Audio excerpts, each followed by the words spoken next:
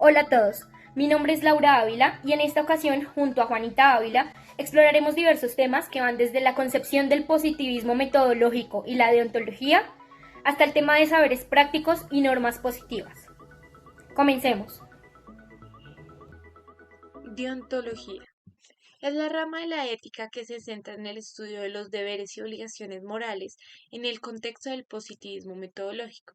La deontología puede referirse a los principios éticos que guían la investigación científica, como la honestidad, la integridad y el respeto para los sujetos de estudio.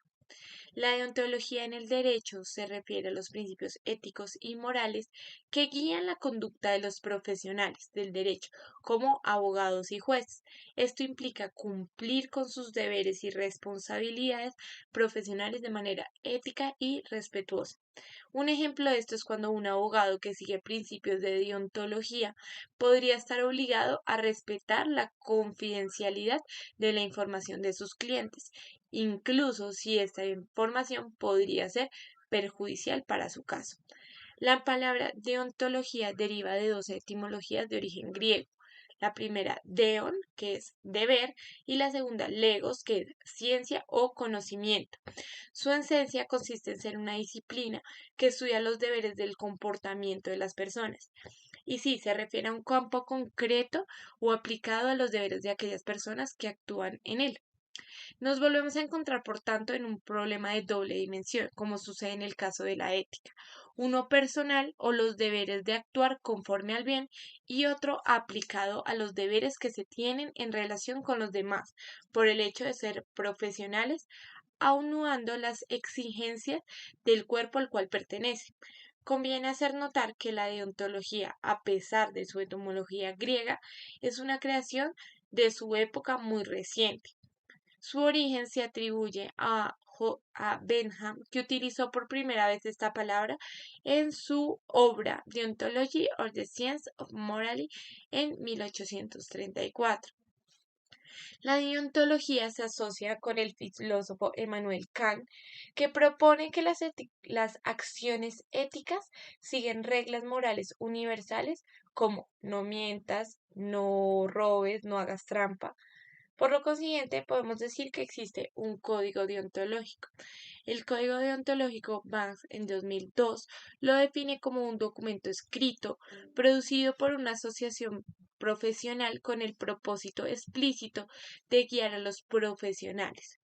El código deontológico es la expresión escrita del conjunto de deberes en un colectivo de trabajadores de una determinada profesión, que se va realizando conforme a las necesidades y conforme a las obligaciones que se tienen en las diferentes profesiones y que conforme al la carrera que sigue cada persona, se tienen este tipo de reglas que se deben cumplir para poder tener un buen funcionamiento y manejo de lo que es como tal la profesión que se va a ejercer.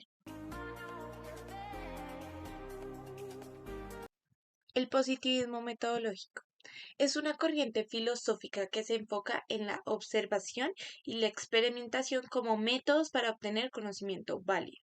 Se basa en la idea de que el conocimiento debe ser objetivo, verificable y libre de interpretación subjetiva. En el contexto del derecho, el positivismo metodológico implica el enfoque en la observación objetiva de las leyes y su aplicación, basándose en datos empíricos y hechos concretos.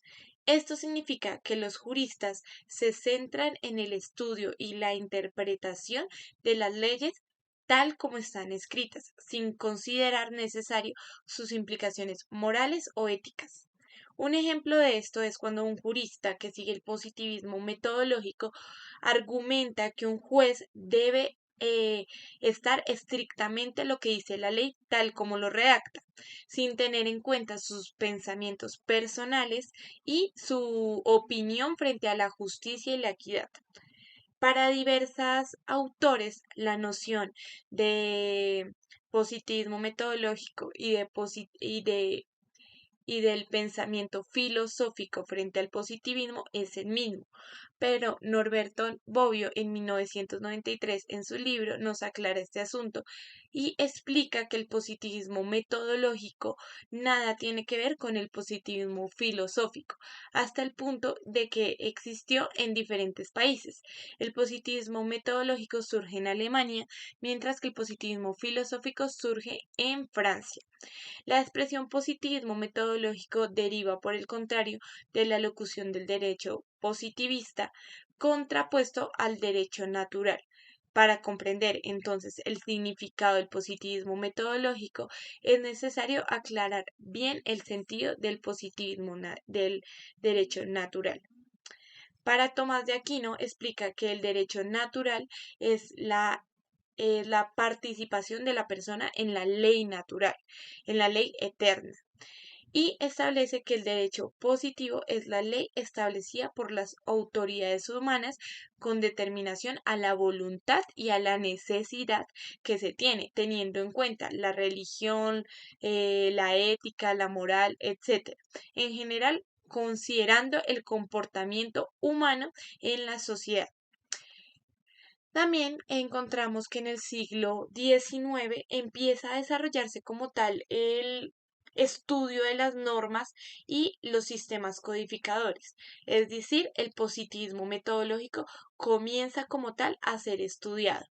La codificación francesa fue uno de los primeros acontecimientos que dio al tradicionalismo político que intentaba promulgarse con la Revolución Francesa.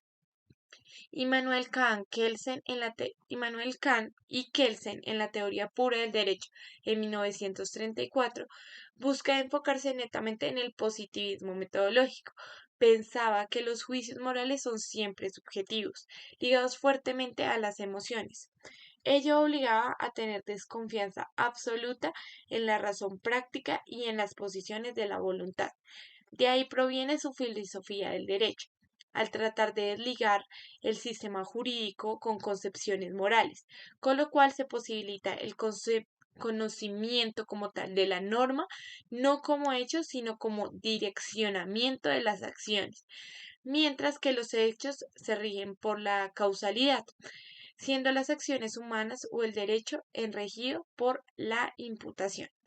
Conviene precisar que la aparición del positivismo no solo influye en la reorganización del discurso sobre las ciencias humanas y sociales que propuso la epistemología positivista, sino también en la consideración de las teorías sobre el Estado, que justifican una nueva forma de ejercicio del poder político, como lo dice Hobbes, Montesquieu y Locke.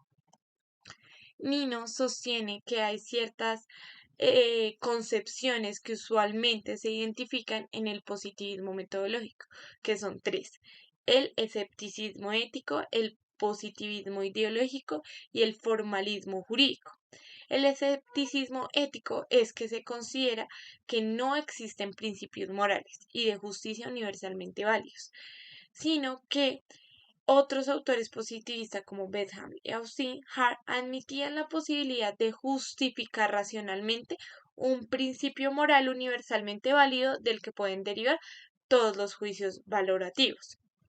También explica el positivismo ideológico, que es el que prescribe a los jueces un principio moral que debe ser observado en sus actuaciones, que sea como sea, el juez tiene que dictaminar la norma conforme a lo que está considerado correcto y conforme a lo que se considera justicia y equidad.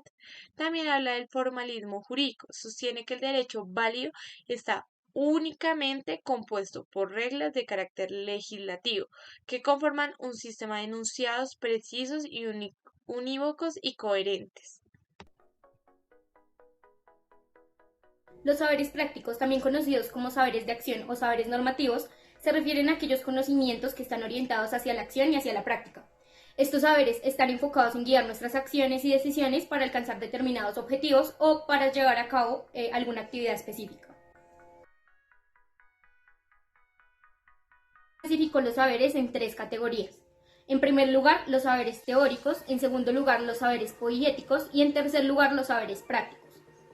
Según él, los saberes teóricos son aquellos que se ocupan de describir lo que ocurre en el mundo y cuáles son las causas objetivas de los acontecimientos que ocurren, como por ejemplo las ciencias exactas o las ciencias naturales.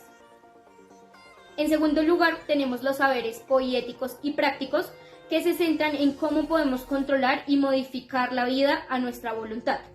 Entonces, en este punto, los saberes poéticos son aquellos saberes que nos guían en la creación de obras o manufacturas, como por ejemplo la construcción de una rueda o una pintura. Este tipo de saberes no describen lo que hay, sino que establecen normas y orientaciones para lograr un fin deseado, para lograr alcanzar una meta. Por otro lado, los saberes prácticos son aquellos que orientan nuestras acciones para vivir de una manera buena y de una manera justa. Estos saberes se centran en cómo deberíamos actuar para que nuestra vida sea buena en su conjunto. Respecto de este punto, Aristóteles explica que los saberes prácticos se agrupan bajo el rótulo de la filosofía práctica, que se centra básicamente en tres pilares que son la economía, la política y la integridad. Como mencionábamos, en la clasificación aristotélica, los saberes prácticos se agrupan bajo el rótulo de filosofía práctica. Este rótulo, que abarca no solo la ética como un saber práctico encaminado a orientar la toma de decisiones prudentes que nos conduzcan a conseguir una vida buena, también se encarga de otros aspectos como por ejemplo la economía y la analiza desde un punto de vista como un saber práctico encargado de la buena administración de los bienes de la casa y de la ciudad. Finalmente, de la política se refiere a un saber práctico que tiene por objeto el buen gobierno de la polis.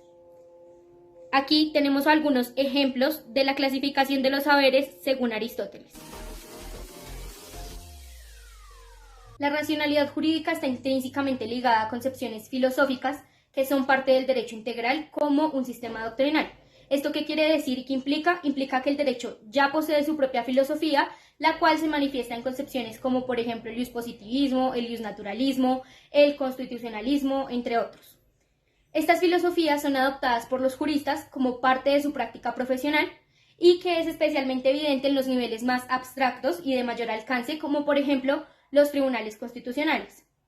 Es así como entonces la filosofía jurídica se encuentra en contacto directo con el derecho, ya que las concepciones filosóficas del derecho forman parte de su práctica y las teorías que influyen en la práctica jurídica tienen una superposición con la filosofía del derecho. Es esencial recurrir a una filosofía moral y política para ordenar las diversas razones justificativas en el derecho. Esta filosofía aborda ideas sobre el bien común, el interés general, los derechos humanos, metas colectivas, todo esto fundamentándolo en valores ético-morales, como por ejemplo la libertad, la igualdad, la dignidad, así como también algunos valores políticos que justifiquen el poder y la autoridad. La justicia en este caso actúa como un esquema articulador básico que relaciona lo bueno y lo correcto en la distribución y reparación de asuntos tanto públicos como privados. La filosofía académica jurídica se enfoca en la sistematización de ideas ya desarrolladas dentro del derecho. La distinción entre la filosofía del derecho y los juristas que son filósofos, como planteaba Bobbio, es problemática. ¿Por qué? Porque toda filosofía del derecho, sea de juristas o sea de filósofos, aplica esquemas filosóficos en el derecho. El derecho plantea problemas filosóficos generales, como por ejemplo el poder, la normatividad, la justicia, la moral, y la preferencia por la filosofía del derecho de los juristas no está justificada, aunque pues su formación los capacita para reflexionar desde las categorías jurídicas. Sin embargo, pues esto no los inmuniza contra la metafísica o el dogmatismo, por ejemplo. Es así que los juristas han adoptado diversas filosofías generales para poder abordar el tema de sus doctrinas, demostrando que la aplicación de los sistemas filosóficos al derecho no es intrínsecamente metafísica o dogmática. Lo determinante son las tesis, los conceptos, los métodos concretos aplicados. El argumento central de esta idea destaca la naturaleza justificativa de las totalizaciones que están presentes en las categorías jurídicas y en sus concepciones internas. Estas totalizaciones esencialmente guían la acción y la justifican tanto antes como después. Y los conceptos jurídicos doctrinales y prácticos están vinculados a la práctica de poder argumentar y dar razones en relación con las decisiones legales que se toman. Estos conceptos son más bien ideales o ideas regulativas en términos de Kant, lo que significa que representan valores que fundamentan netamente la práctica jurídica. Por otro lado, tenemos entonces la definición de valores. Los valores son componentes fundamentales en la práctica jurídica, como se evidencia al examinar un concepto jurídico. Estos conceptos representan categorías que son básicas dentro de la filosofía práctica y su manejo justificativo en la práctica jurídica requiere proporciones que nos den una concepción de interpretación basada en un juicio de valor. Los conceptos jurídicos son esos conceptos de juicio de valor y todo el proceso jurídico, incluyendo la aplicación de las reglas, implica ponderaciones entre valores y la necesidad de fundamentarlos objetivamente. Los desacuerdos que originan las reglas se reflejan en su aplicación, lo que exige explicitar los valores en juego y su fundamento ético-político. Por lo tanto, la resolución de casos jurídicos necesita la formación de concepción de principios, que no son otra cosa que expresiones normativas, incluso en los casos más simples. En resumen, todas estas cuestiones jurídicas son en última instancia cuestiones de valor. Esta dimensión, justificativa del derecho lo conecta internamente con concepciones filosófico-morales y filosófico-políticas, desembocando así en sistemas que son generales de la filosofía práctica, que orientan y critican las concepciones jurídicas.